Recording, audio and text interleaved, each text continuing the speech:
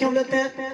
प्रभु भोज इसलिए लिया जाता है कि प्रभु यीशु मसीह ने एक रात पकड़वाने से पहले उसने रोटी लिया, एक मेज लगाया अपने चेलों के साथ, और उसने क्या कहा कि सुनो, ये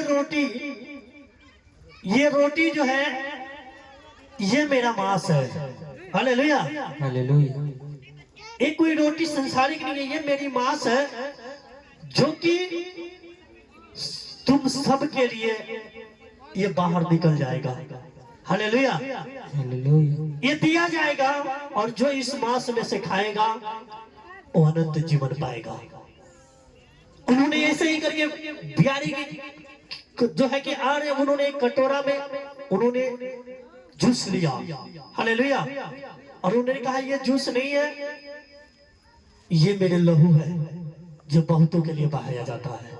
हालेलुया, और जो उसको पिएगा तो और शरीर में जाने अनजाने में पूरे महीने की बात परमेश्वर कहता है, अगर वो कोई भी चाहे जाने अनजाने में एक इंसान है, जो इंसान से गलतियां हो जाता है, हर एक इंसान जो भी कुछ करता है उसको जो है कि अच्छा लगता है, लेकिन जब वो प्रभु के मेज में शामिल होता है उसके ब्लड को भी प्रमुख का जो लहू है वो शुद्ध कर देता है, उसके मांस को भी, उसके शरीर को भी उसका मांस जो है शुद्ध कर देता है। हालेलुया, इसलिए वो शरीर और प्राण में, फिर जब बपतिस्मा लेने के बाद शरीर और प्राण में बोलता है, शरीर और आत्मा में दोनों में वो शुद्धता आता है। Hallelujah, hallelujah, hallelujah. प्रभु में बहुत जरूरी है मेज में शामिल होना। और उसमें इसीलिए कौन शामिल होता है? जो बपतिस्मा लेता है, यानी जिसका जन्म आत्मा में हुआ होता है। और इसीलिए उन्होंने कहा, जब हम देखते हैं कि हालेलुया। पहला कुरिन्थियों 11 अध्याय उसके 23-24 वचन पढ़े। हालेलुया।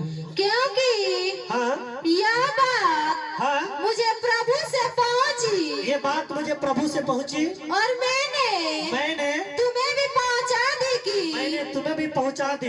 प्रभु यीशु ने जिस रात वह पकड़वाया गया, जिस रात तो पकड़वाया गया, रोटी ली और धन्यवाद करके उसे तोड़ा और कहा यह यह मेरी देह है जो तुम्हारे लिए जो है, तुम्हारे लिए है, मेरे स्मरण के लिए मेरे स्मरण के लिए यही किया करो।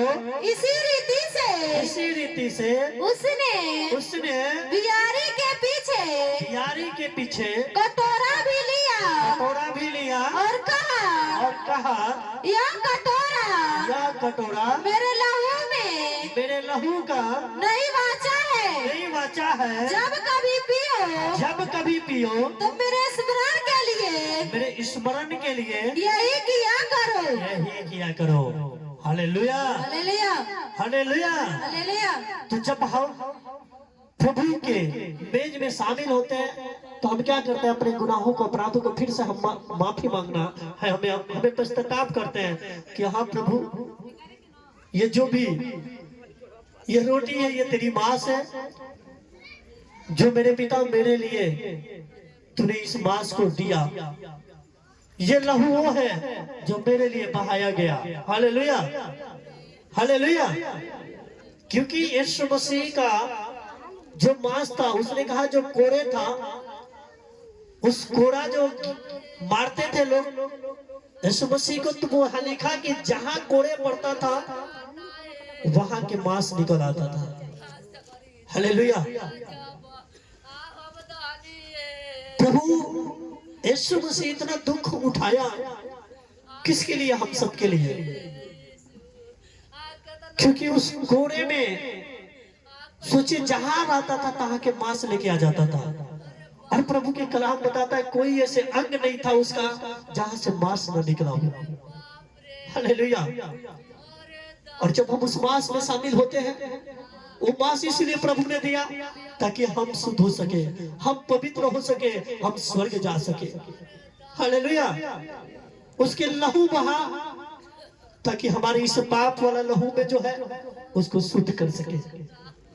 इसीलिए वो कहता है स्मरण करो, स्मरण के लिए याद करो कि प्रभु यीशु मसीह ये जो रोटी और मांस है, प्रभु यीशु मसीह मेरे लिए दिया, मेरे लिए दुख उठाया, मेरे लिए लहू बहाया। हालेलुया। जब हम पश्चाताप करते हैं, जब हम प्रभु के चरणों में आते हैं और जब हम स्मरण करते हैं, प्रभु हमें फिर से खड़ा करता है, फिर से हमें नया करता है। इसीलिए उसने ठहराया हर महीने हम प्रभु बोझ लेते हैं, ताकि पूरे महीने हमारा प्रभु हमको नया बना के रखे। हालेलुया।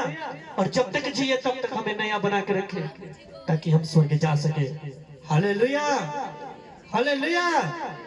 तो इसलिए मैं चाहता हूँ कि आप जितने बपतिस्मा लिए हैं वो अपने स्थान छोड़ के आगे आए और हम घुटनों पे आएंगे, हम प्रभु के साथ पश्चाताप